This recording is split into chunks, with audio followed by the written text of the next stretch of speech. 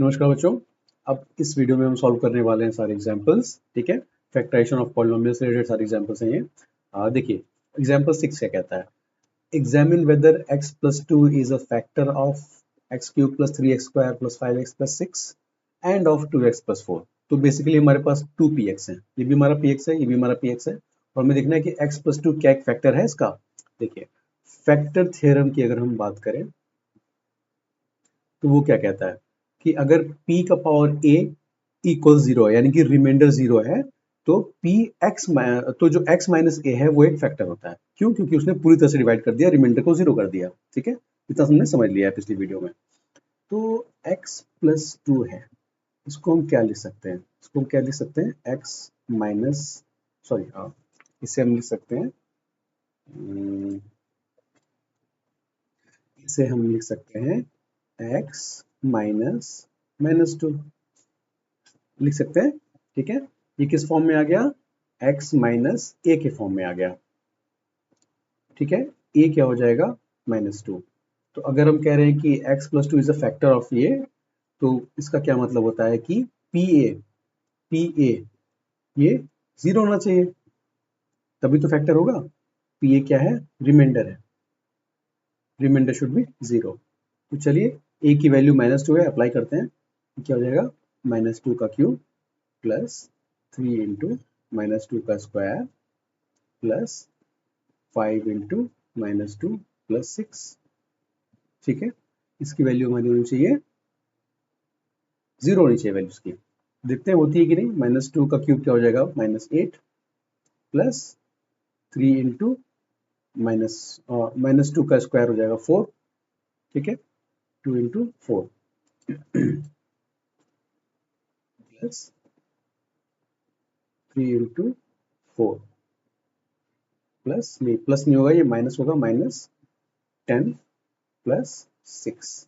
Value क्या आ जाएगी? -8 plus 4 3 12 -10 plus 6। ये क्या हो गया? 18 माइनस 18। वैल्यू क्या हो गई? 0। तो हमने देखा कि p a की वैल्यू -2 अगर हम कर दें तो ये हमारी वैल्यू जो है हमारी 0 हो जा रही है, यानी कि रिमाइंडर 0 हो जा रहा है। तो हमने क्या किया, देखिए पहले मैंने आपको पूरा डिवाइड करके दिखाया था और फिर देखा कि भाई रिमाइंडर बचता है कि नहीं बचता है। यहाँ पे हम बिना डिवाइड किए बता सकते हैं कि चूंकि p का पावर -2 ठीक है जो है 0 होता है, इसलिए हम कह सकते हैं कि x माइनस ए क्या है? -2 यानी कि x plus 2 is a factor of px। px क्या है? ये हमारा px है। ठीक है, चलिए क्लियर है, बहुत बहुत ईजी है। 2x प्लस 4 की बात करते हैं। हमारे पास दो px है यहाँ पे। ठीक है, तो 2x प्लस 4 है हमारा, 2x प्लस 4 2x प्लस 4। हमने क्या लिया? p x का पावर क्या था? x क्या था? -2 था। ये हो जाएगा 2 इंटू एक्स की वैल्यू हो जाएगी -2 प्लस 4। क्या हो जाएगा? 4 माइनस 4, वैल्यू क्या हो गई? 0।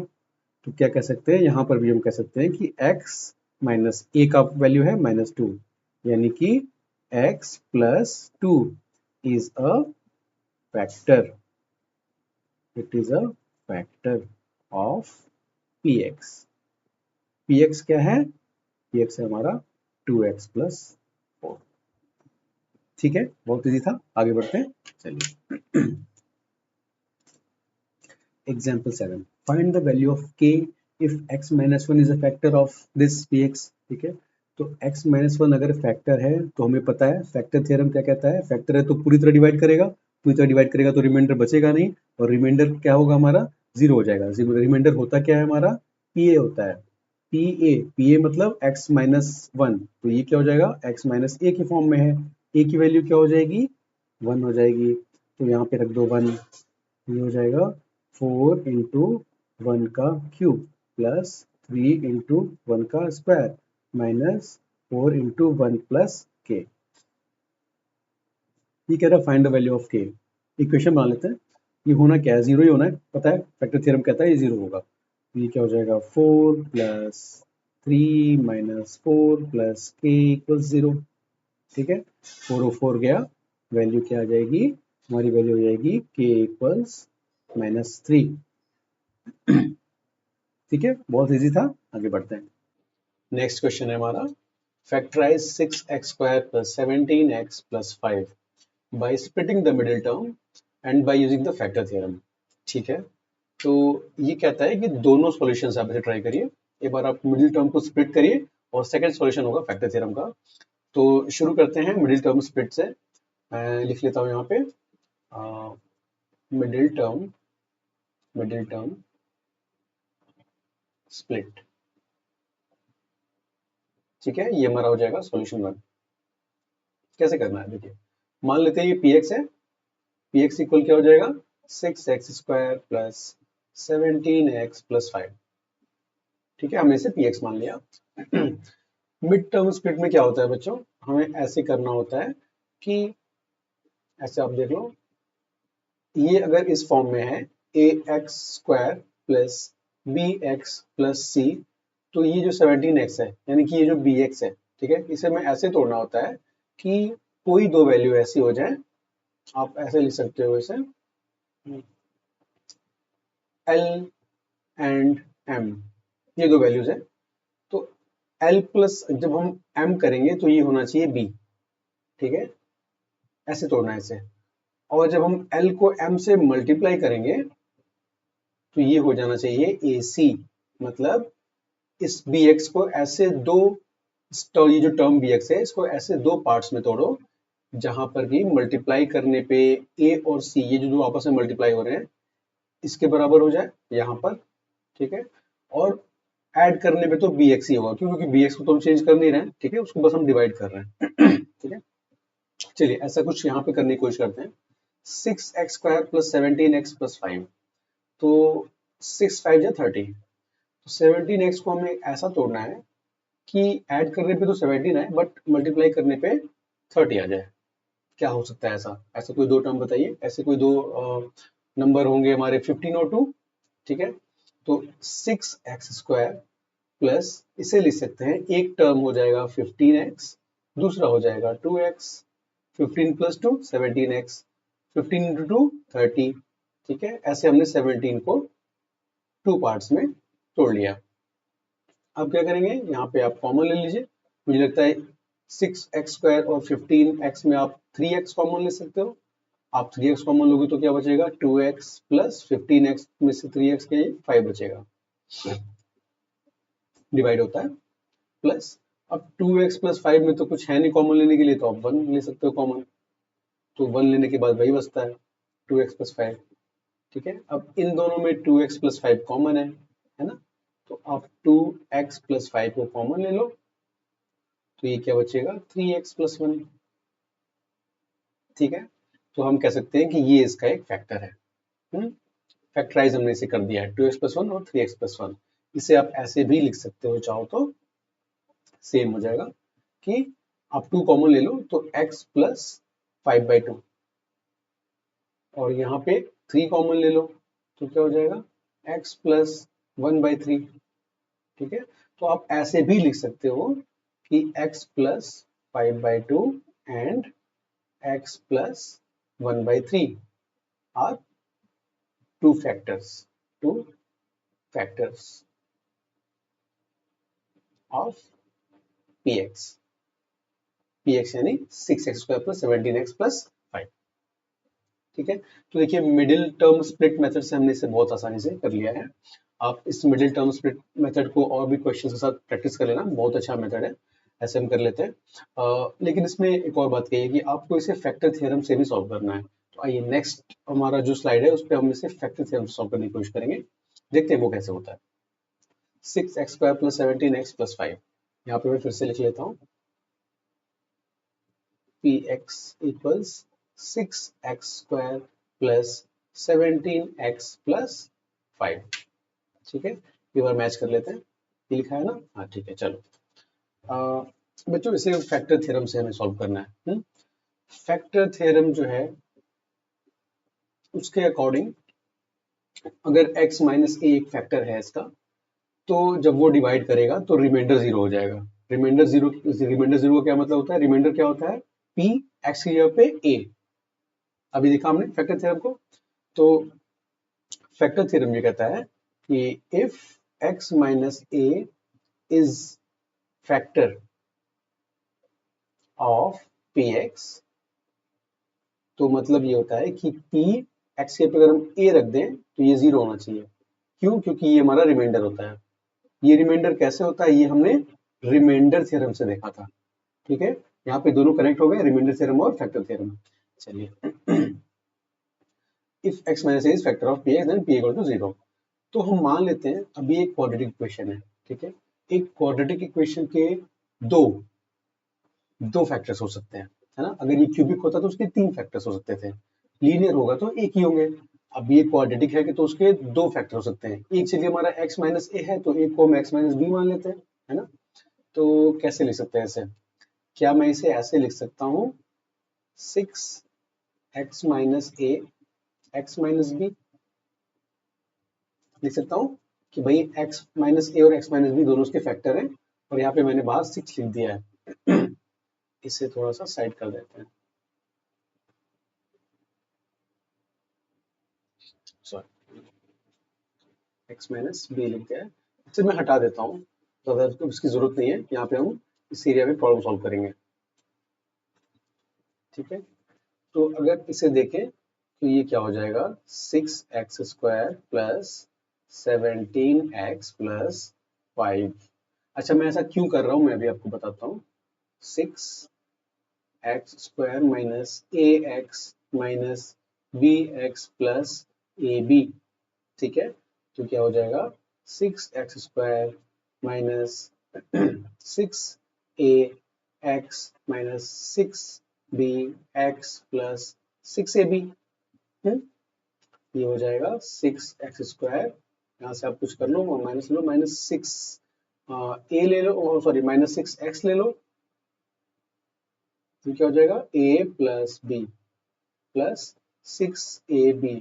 तो ये कुछ इस फॉर्म में आ गया ना, 6x², ये 17x है तो ये 17 है, और यहाँ पे माइनस 6a प्लस बी है। ठीक है, और यहाँ पर ये हमारा कांस्टेंट है 6ab।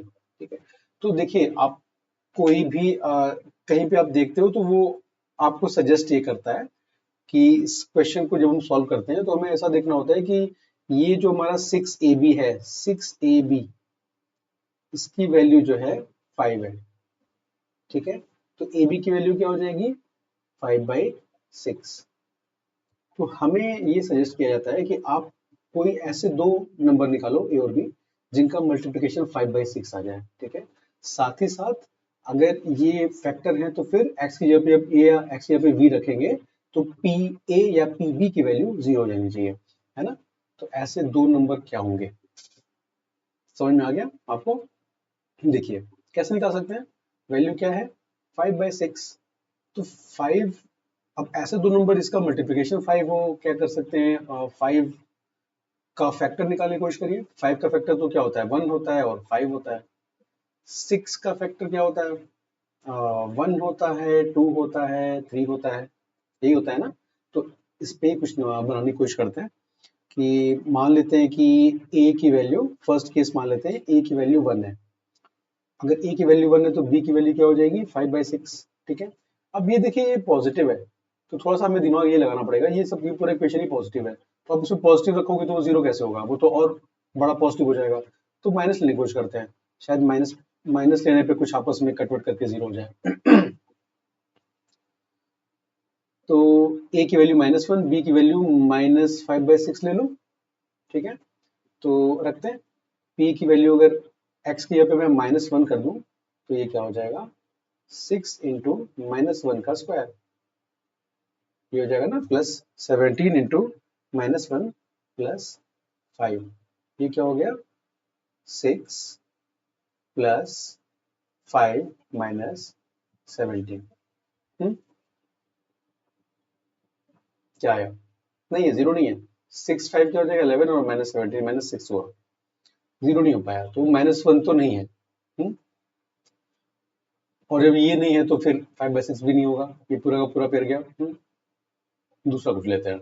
चलो इसे मैं हटा देता हूँ। यार नेक्स्ट पेज पे चल लेते हैं, आप रेफरेंस के लिए से रखे रहना। हमारा जो वैल्यू है वो है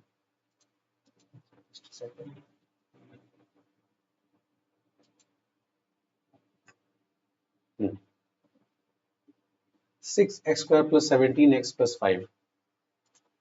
6x² + 17x + 5 और वैल्यू में क्या चाहिए, ए बी की वैल्यू होनी चाहिए 5/6। ए बी की वैल्यू होनी चाहिए 5/6। 1 और -1 और 5/6 तो हमने ले लिया।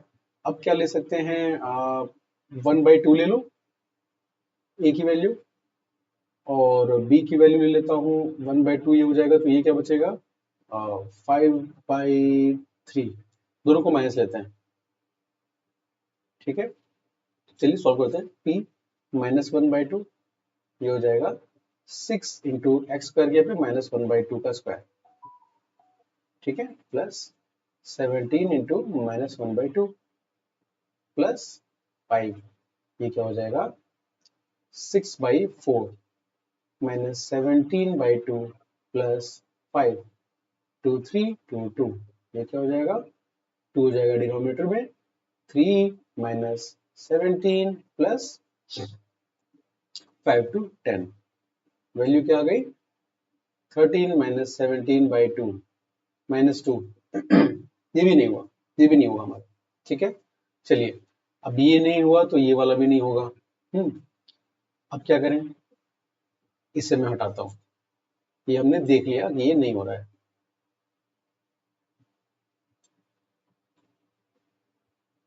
और क्या ले सकते हैं, ए की वैल्यू अगर मैं ले लेता हूँ -1/3 ले लूँ, ठीक है, और बी की वैल्यू मैं ले लूँ -5/2, तो बी का मल्टीप्लिकेशन 5/6 हो रहा है, और तो कुछ बचता नहीं है। एक बार इसे भी चेक करते हैं। तो ये क्या कहेगा, p -1/3 रख के देखता हूँ, तो ये क्या हो जाएगा 6 इंटू -1/3 का स्क्वायर प्लस 17 इंटू -1/3 प्लस 5, ठीक है। ये क्या हो जाएगा 6/9 -17/3 प्लस 5। 3 2 6 3 3 9। ये क्या हो जाएगा डिनोमिनेटर में 3, ये हो जाएगा 2 -17 प्लस 5 3 15। लो ये हो गया 17 -17/3, वैल्यू हो गई 0, ठीक है। तो a की वैल्यू -1/3 तो हो गई। क्या कह सकते हैं, इट मीन्स x माइनस ए की फॉर्म में, x माइनस ए की वैल्यू है क्या है -1/3, या कह सकते हैं x + 1/3, माइनस माइनस प्लस हो जाएंगे, इज अ फैक्टर, ठीक है। -5/2 इज अ फैक्टर और नॉट, ये आपको चेक करना है। क्या करना है, सिंपल आपको ये करना है, p -5/2 यहाँ पे रखोगे, देखोगे वैल्यू आती है कि नहीं, 0, ठीक है। आ जाएगी, आपको पता है, मुझे भी पता है, क्यों, क्योंकि हमने ऑलरेडी देख रखा है यहाँ पे। ये मिड टर्म स्प्लिट्स हमने देखा, एक वैल्यू हमारी क्या आ रही थी, सॉरी यहाँ पर है x + 5/2 और x + 1/3, x + 5/2 एंड x + 1/3, ठीक है। तो एक तो हमने निकाल लिया है x + 1/3। आप जब 5/2 से को रखोगे -5/2 को, तो वैल्यू 0 हो जाएगी, तो x -5/2 यानी कि x + 5/2 इसका एक फैक्टर हो जाएगा, ठीक है। बट फ्रेंड्स, मुझे पता है आपको आपको भी अब तक समझ में आ गया होगा कि इस पर्टिकुलर प्रॉब्लम में मिडिल टर्म स्प्लिट वाला ज्यादा इजी था। और यहाँ पे हमें थोड़ा गेस करना पड़ा, हमें देखना पड़ा कि ए बी की वैल्यू 5/6 है, तो 5 6 के जो फैक्टर्स हैं, जो ताकि उसका मल्टीप्लिकेशन 5/6 आ जाए, ठीक है, वो निकालना पड़ेगा। तो ठीक है, यहाँ पे थोड़ा सा टफ पड़ा, लेकिन कई केसेस ऐसे भी होते हैं जहाँ पर कि ये वाला फैक्टर थ्योरम वाला इजी होता है, ठीक है। तो आप ऐसे कर लेना, जहां भी आपके क्वेश्चन में रहता है कि आपको इसे फैक्टराइज करना है और वो एक क्वाड्रेटिक इक्वेशन है, क्यों, क्योंकि तो आप उसे मिडिल टर्म्स में से सॉल्व कर सकते हो, ठीक है। लेकिन सिर्फ क्वाड्रेटिक इक्वेशन में ही मिडिल टर्म स्प्लिट लगता है। अगर क्यूबिक पॉलिनोमियल हुआ तो वहां पर मिडिल टर्म स्प्लिट नहीं लगता है, वो सिर्फ क्वाड्रेटिक में लगता है। तो अगर क्वाड्रेटिक होता है और आपसे कहा कहता है फैक्टराइज करो तो आप मिडिल टर्म स्प्लिट यूज कर लेना। अगर एक्सप्लिसिटली कहता है कि आपको फैक्टर थ्योरम का ही यूज करना है तो फिर हम फैक्टर थ्योरम को भी यूज करना हमने सीख लिया है। आगे भी अभी हम एक आध क्वेश्चन करेंगे और आगे तो फिर पूरी की पूरी एक्सरसाइज करेंगे जिसमें हम मिडिल टर्म स्प्लिट से भी सॉल्व करेंगे और फैक्टर थ्योरम से भी सॉल्व करेंगे। चलिए नेक्स्ट क्वेश्चन पे चलते हैं। ये देखिए, अभी बात कर रहे थे कि फैक्टर थ्योरम से सॉल्व करने को बोलेगा और यहाँ पे इसने क्या दे दिया कि you have to factorize y square minus 5y plus 6 by using the factor theorem. ठीक है, तो फैक्टर थ्योरम से सॉल्व करना है, मिड टर्म स्प्लिट नहीं यूज करना है। चलिए करते हैं। जैसा हमने सीखा है वैसे ही करेंगे। y स्क्वायर है माइनस 5y है प्लस 6 है। ठीक है, मान लेते हैं कि y minus a and y minus b इसके दो फैक्टर्स हैं। तो इसे ऐसा हम लिख सकते हैं y माइनस ए, ठीक है, एंड y माइनस बी लिख सकते हैं। ये क्या हो जाएगा y square minus a y minus b y plus a b. ठीक है, यहाँ पे ये y स्क्वायर हो गया, ये y वाला सेक्शन हो गया। ये कंपेयर करके हम कह सकते हैं कि ए बी की वैल्यू 6 है। अब हमें दो ऐसे नंबर चाहिए a और b जो मल्टीप्लाई करने पे 6 है और जब उसकी वैल्यू रखें y की जगह पे तो 0 हो जाना चाहिए, मतलब रिमाइंडर नहीं बचना चाहिए। क्या ऐसे कौन से दो नंबर होंगे? 6 का फैक्टर देखो। ऐसे कोई दो नंबर जो मल्टीप्लाई करने पे आ जाए। फैक्टर्स क्या हो सकते हैं, लिखते हैं फैक्टर्स ऑफ 6। 1 हो सकता है और 6 हो सकता है, 2 हो सकता है और 3 हो सकता है। ठीक है, तो चलिए शुरू करते हैं। कोई भी एक नंबर लेते हैं। ए की वैल्यू क्या ले लो, 1 ले लो। ए की वैल्यू चलो मैं 1 ले लेता हूँ और बी की वैल्यू ले लेता हूँ 6। ठीक है, तो क्या होगा पी वाई, वाई की जगह मैंने लिखा 1। चेक करते हैं ये 0 आता है कि नहीं। 1 माइनस 5 प्लस 6 क्या हो जाएगा 7 माइनस 5 2। नहीं आया, ये नहीं आया। 6 रखने से भी कोई फायदा नहीं है। ये पेड़ तो गया। अब क्या करें, 2 और 3 ले लें। अच्छा 6 रखेंगे तो क्या होगा ये देख लो। 6 रखा हमने तो क्या हो जाएगा 6 का स्क्वायर माइनस 5 इंटू 6 प्लस 6। 6 का square 36 minus 30 plus 6 not equal to 0। ठीक है, चलिए नेक्स्ट हम क्या ले लेंगे, 2 और 3 ले लें। 2 और 3 चलिए ये लेते हैं। P 2 रखते हैं, क्या हो जाएगा 2 का स्क्वायर माइनस 5 इंटू 2 प्लस 6। ये क्या हो जाएगा 4 माइनस 10 प्लस 6। ये क्या हो गया 10 माइनस 10 इक्वल 0, यानी कि 2 है। कैसे लिखेंगे, इसे हम लिखने वाले हैं ऐसे, Y square minus 5y plus 6 है, Y square minus 5y plus 6 और 2 हमारा मैच कर गया। हमने देखा कि 2 हमारा मैच कर गया है, वैल्यू 0 हो गई है। तो ये कह सकते हैं कि y minus 2 is a factor, is a factor. एक मिल गया फर्स्ट फैक्टर। दूसरा कैसे मिलेगा, ये 2 था तो फिर a की वैल्यू 3 थी तो अब b की वैल्यू, a की वैल्यू 2 थी तो b की वैल्यू 3 रखते हैं। तो क्या हो जाएगा पी बी, यानी कि P3 की वैल्यू क्या हो जाएगी 3 का स्क्वायर, y की जगह पे 3 आ गया, माइनस 5 इंटू 3 प्लस 6। ये क्या हो जाएगा 3 3 9 माइनस 5 3 15 प्लस 6। ये क्या हो जाएगा 15 माइनस 15 यानी कि 0। तो हम कह सकते हैं कि y माइनस 3 भी फैक्टर है। फाइनली लिख सकते हैं y minus 3 and y minus 2 are factors of y square minus 5y plus 6।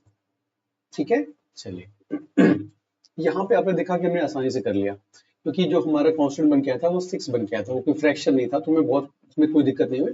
दूसरी बात ये फ्रेंड्स कि यहाँ पे जो मैंने फैक्टर्स लिखा है ना, ये अगर मान लीजिए यहाँ पे ये वाई स्क्वायर माइनस 5y की ना होकर के वाई स्क्वायर प्लस 5y होता या कुछ दूसरा पॉलिनोमियल होता, तो हमें सिर्फ पॉजिटिव नंबर की बात नहीं करनी है। 1623 है तो यहाँ पर ये -1 भी हो सकता है ना, -6 भी हो सकता है, -2 भी हो सकता है, -3 भी हो सकता है। तो हमेशा जब भी हम देखेंगे तो प्लस और माइनस दोनों को लेकर के देखेंगे।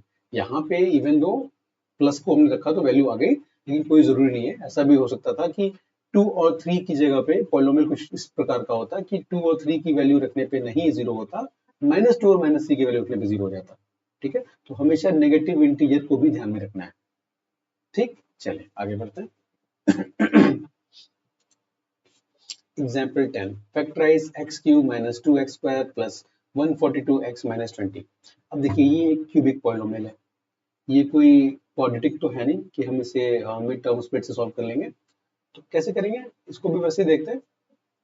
देखिए फैक्टराइज करना है, इसे फैक्टर थ्योरम लगाएंगे। X cube minus 23x square plus 142x minus 120 है। मान लेंगे कि ये हो जाएगा x minus a, x minus B और x माइनस सी। इसके तीन फैक्टर्स है, क्यों? क्योंकि ये क्यूबिक पॉलिनोमियल है ना। तो जब आप इसको सॉल्व करोगे, जो हमने पहले भी देखा, तो फाइनली ये आएगा a b c equals this constant. ठीक है, करके देख लेता हूँ।